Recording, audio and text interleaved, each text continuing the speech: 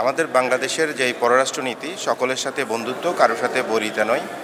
তো সেটা আমাদের মহান জাতির পিতা বঙ্গবন্ধু ৭২-এর সংবিধানে সেই আদর্শ স্থাপন করে গেছেন যে বন্ধুত্বের মাধ্যমে মানুষের মন জয় করা যায়, যুদ্ধ করে নয়, বোমামারি নয়।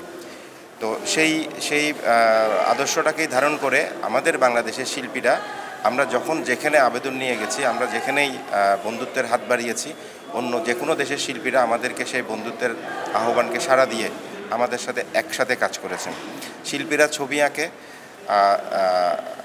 বাধ্য হয়ে নয়, শিল্পীরা ছবি আঁকে আদর্শের জায়গা থেকে, যে কারণে যে কোনো ভালো আহ্বানে, যে কোনো আত্মার যে আহ্বানে শিল্পীরা এগিয়ে আসবে, সেটা মানুষের কল্যাণে, সেটা রাষ্ট্রের বন্ধুত্বের কল্যাণে হোক, যে সমাজের কল্যাণে হোক, যে সমস্ত অসুন্দরের বিরুদ্ধে সুন্দরের কাজগুলো শিল্পীরা করে যায়।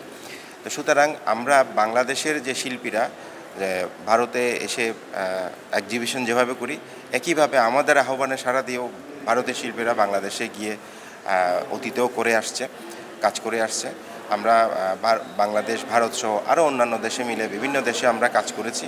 আমাদের একটাই কনসেপ্ট, শিল্পকর্মের মাধ্যমে আমরা শান্তির প্রতিষ্ঠা করতে চাই, সেই প্রতিষ্ঠার শান্তির বাণীটা প্রচার করতে চাই। প্রতিষ্ঠা হবে কি হবে না সেটা মানুষ গ্রহণ করবে, আমরা শান্তির বাণী নিয়ে যেতে চাই শিল্পকর্মের মাধ্যমে। এটা আমাদের মূল কনসেপ্ট।